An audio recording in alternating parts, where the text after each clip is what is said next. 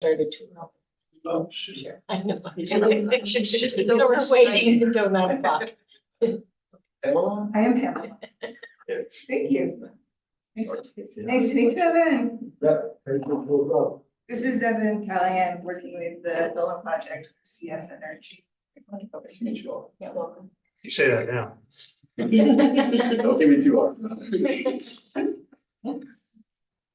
Just trying to bring in a dose of reality.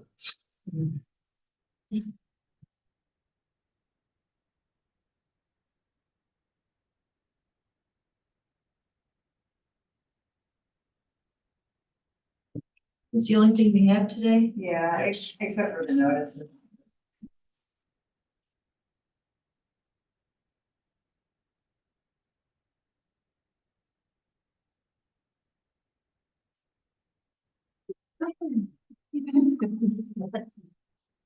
It's probably best. Three.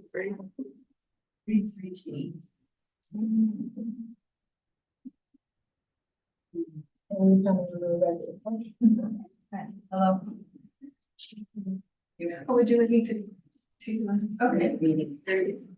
All right, so, we have one referral, today, of a project under the Town of Fort Edward Planning Board consideration for approval of a site plan. The applicant is Dolan Solar, subsidiary of CS Energy. Address is between Patterson and Williams Road, New York State Route 4 and County Route 46, which is the reason for GML review, because it's 500 feet of municipal roads. It's also in Ag District 6, nearly completely, and I think completely. And then there's a state-owned land containing recreation area, so that would be like the New York State Route 9, the CCT, the Champlain Canal Trail. And there are 4 parcels involved. And so it's a proposed 20 megawatt solar generation facility that includes approximately 128 fenced acres of elevated rack solar panels, 7,384 linear feet of interior gravel access roads, and a new less than 1 acre substation near the point of interconnection to the adjacent electrical transmission line, referring to C-101, where that will be, the substation is internal to the project. Physically disturbed area, 142.5 acres, and the site is within I think near State Superfund remediation site, the Fort Miller landfill. And you can read the rest. I just added a few details from the Longhorn environmental EAO. The project was reviewed in 2021 twice. It says ZBA area variance, but no, that's incorrect. It was full-time site plan review. There was just substantial changes. We also got a big area there. Oh, okay, so I knew I saw that somewhere. Okay, thank you. And the project, I've included the project agency referral letters and town meeting minutes from that time to, so that you have that context. But what's before us is what we're looking at. So I just made a couple of notes, as you can see on the note and on the report here. And that's it. So there's an updated SWPPP. And I did not print an extra copy of that because it's 164 pages. So I brought my computer. If we have any questions.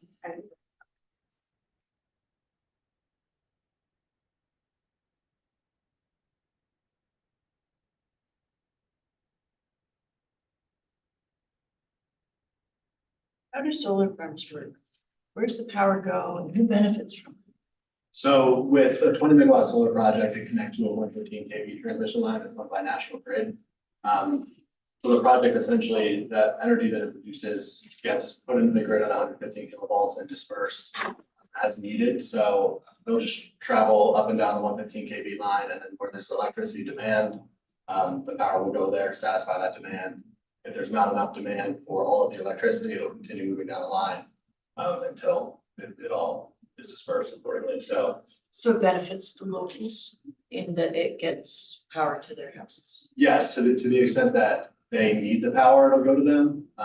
It would go to them first, because it would just be more expensive to push the power further away to sell to somebody else. So yeah, it gets dispersed on an as needed basis based on how close our load is. Now, this is gonna be a silly question, okay? But being in an ag district, does it, do you, support agriculture in a way that you're taking away from ag land? Does any of this revenue go back to farmers? Yeah, absolutely. So I know we have to do an agricultural mitigation payment, which is based off the facilities overlap with MSG soil zone before. When the project goes over 30 acres of overlap of those soils, they pay a mitigation fee into the NYSE ag markets. We're also hopeful that we'll be able to utilize sheep grazing through operation for a site like general site maintenance, which would be great because it would allow the site to continue as an agricultural use. And then generally with solar, it's 25 to 40 year lifetime for operation.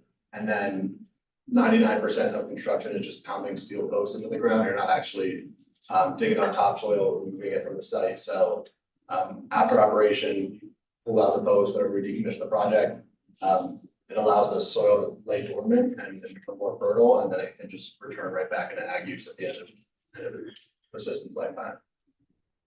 Thank you. So the revenue goes to the state level, it doesn't go to the ag district that is local? So the ag and the Or, agricultural mitigation payment goes directly to NY Ag and Markets.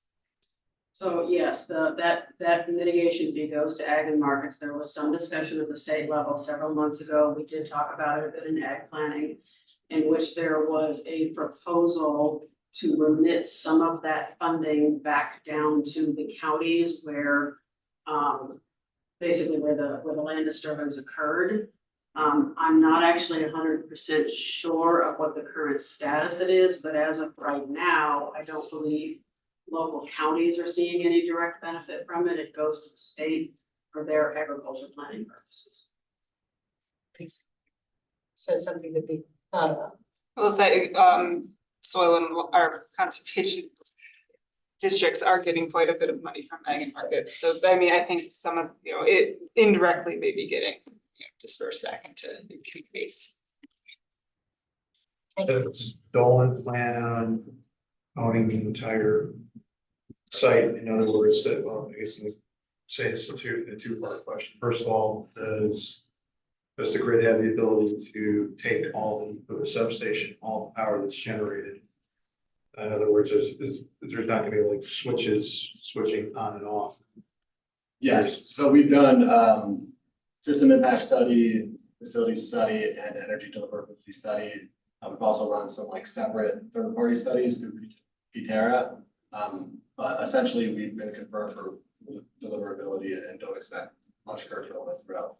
Right, so there's not going to be, for example, if you had a switch in there, some LLC owns one portion of the panel, another LLC owns another portion. No. There would be a switch where it transfers, like the power shift transfers ownership from the project company to the utility, but that's at the. Thank you. So another question that I think we would have, there's been some concern across the state when you have facilities that contain both the panels, direct transmission lines, and then battery storage facilities on the site. Is there any plan at this point to at some point consider battery storage, or is it all intended to go directly to transmission lines?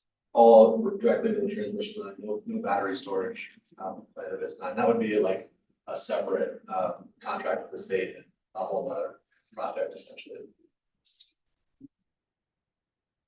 Do you lease the land from the owner or do you buy it? Both generally for solar projects. For this project, we're leasing a large majority of the land. We're purchasing one parcel. But it's, I would say 10 to 12 acres. The rest of the site would be leased. So they keep their ownership of their land? Yeah.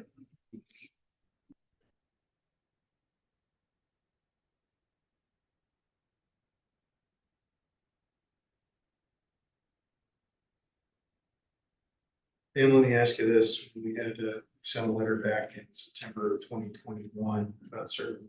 The agency determined it was a matter of local concern, but there were certain things they wanted to see, and those things.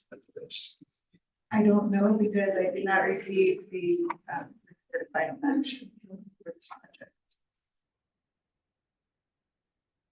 So yes, those were addressed. I was not, I was still in college at that time, so I wasn't directly involved in I'd it. like to say that, but I can't. But yeah, we addressed those concerns. I forget what they were off the top of my head, but we were issued a conditional site plan approval with some outstanding items related to SHPO, SWIP, whatever was MS4, so they have to certify the final SWIP plan. Final decommissioning agreement with the town needs to be executed, so there were a few outstanding items such as that we need to cure before the approval gets filed. Is the switch plan that we have the one that's updated? Yes, it's still preliminary though, so, we're going through the process now, essentially just want them to get on board with, the conceptual stormwater design. And then pre-construction do, another level of engineering, which incorporates final plans. DEC has final approval of the SWIP plans? Not for Fort Edwards, it's an MS4 district. So the town engineer in Fort Edwards would be certified on this one.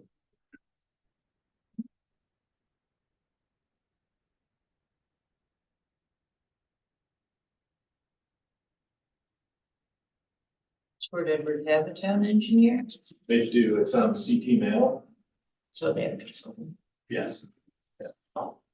Specifically, Chris Koenig is the area we're working with.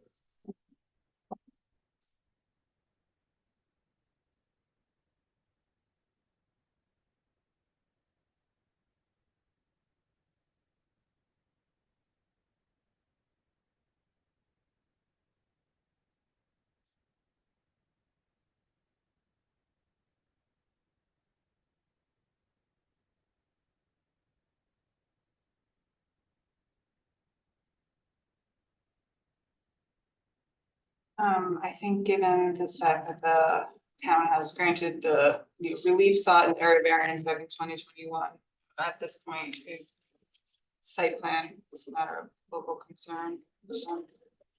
Second. Okay. Any other questions? All in favor? Nice.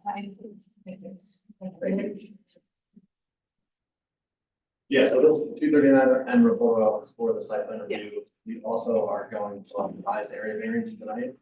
So We might see you again. Yeah. See you again.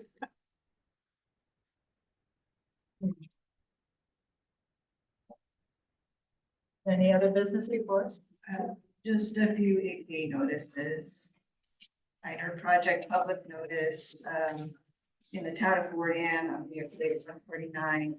This is a fairly old, permitting that's being renewed for continued operation of commercial sand and gravel establishment. 72 acre parcel. Second one is a major project public notice that we've seen twice. This is the Taylor Woods Road, town of Fort Anne, 3-lot subdivision in a parcel 58 acre parcel to 1 lot merged with parcel. And so that will be 58 acres plus and vacant lots. And then a minor project public notice, we looked at that in August. This project was determined non-jurisdictional. This was having to do with the replacement of the non-site wastewater treatment system.